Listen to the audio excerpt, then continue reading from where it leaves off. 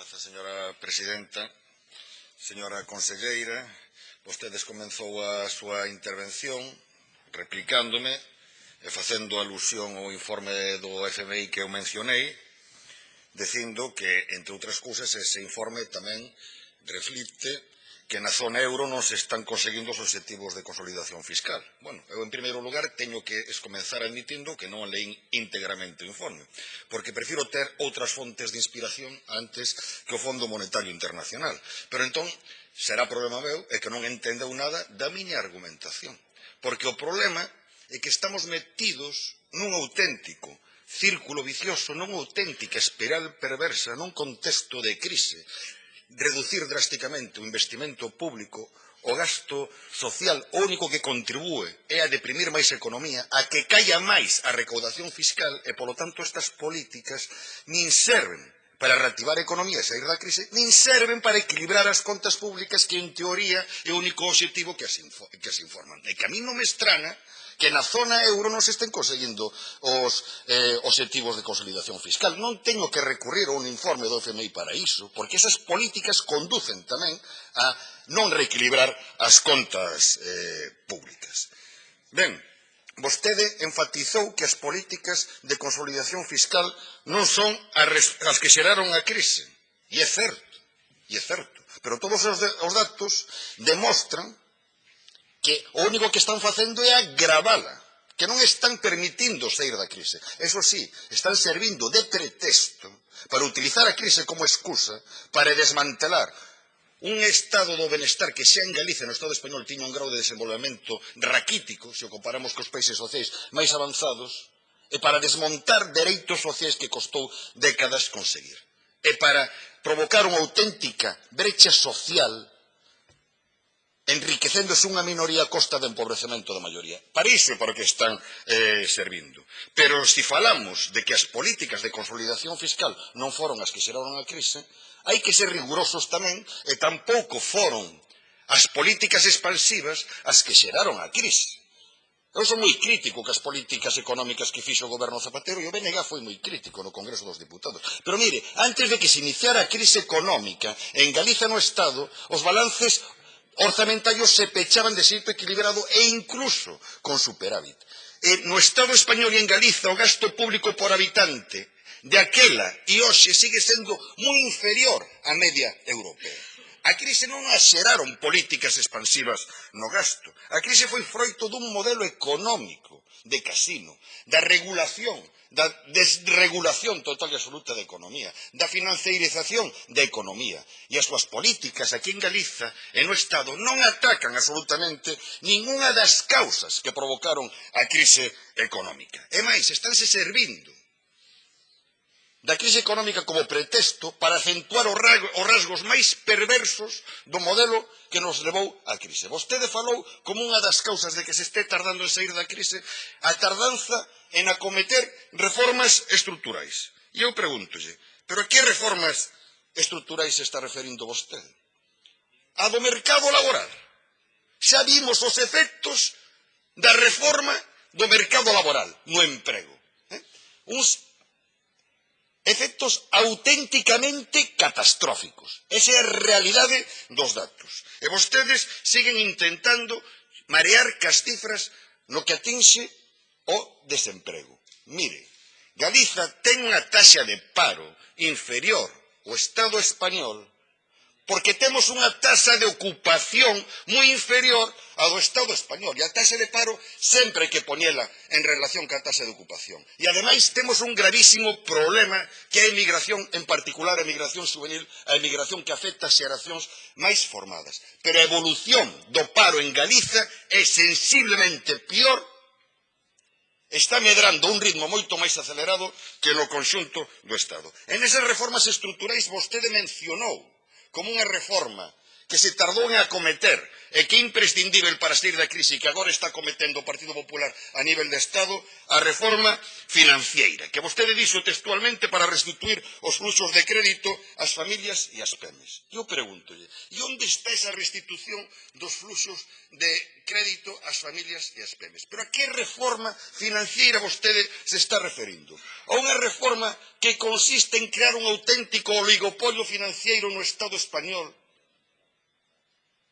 Unha reforma que conduce a que Galiza perda as institucións financeiras propias. Esa era a reforma que demandaba a análise das causas que provocaron esta crise económica.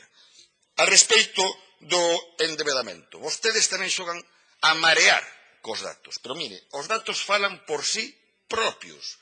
Xeraron vostedes máis débeda nova, máis débeda viva na pasada legislatura que todos os gobernos autonómicos anteriores. E o BNG non critica, efectivamente, en particular en contextos como este, o recurso o endebedamento para financiar políticas públicas necesarias para manter a cohesión social e para intentar reactivar a economía.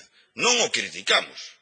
Agora, o que criticamos son políticas que fan da solvencia, da austeridade, o argumento principal, e os datos demostran que non sirven para iso, e o único que sirven, ademais, é para deprimir aínda máis a economía e para romper total e absolutamente a cohesión social. Eso é o que criticamos. E criticamos que se conceda prioridade absoluta ao pago da débeda. Mire, me quedan 3 minutos e 44 segundos. Por lo tanto, xa teremos ocasión nesta Cámara de encetar este debate. Pero non foi o BNG, precisamente, quen apostou por un modelo que impide que o Estado español, mentras Galiza non se constitúa nun Estado propio, careza dun banco central merecente dese nome, que poda desempeñar o papel, por exemplo, que desempeña a Reserva Federal en Estados Unidos, para evitar a dependencia total e absoluta da grande banca privada a hora de que os Estados e os poderes públicos poidan financiarse. E eu pregúntolle se non ten tamén un impacto nas dificultades de acceso á financiación e nos tipos de xuro que Galiza se quede, para as administracións públicas, que Galiza se quede sin institucións financeiras propias, que é o escenario ao que estamos asistindo. Vostede di, non? O típico discurso que vostedes tanto machacan de que non hai que gastar máis do que se ingresa, pero en cambio se negan a operar sobre os ingresos.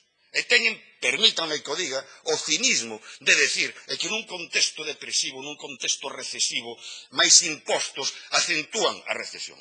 Pero, lóxicamente, non aplican ese criterio a hora de apoiar unha suba do IVA a nivel de Estado. Verdade é que non o aplicaron? Non aplican ese criterio a hora de establecer o copago, a hora de elevar tasas e prezos públicos. Nada máis que utilizan ese criterio a hora de repartir con equidade e con xusticia a presión fiscal e exixir un maior esforzo fiscal a que máis ten.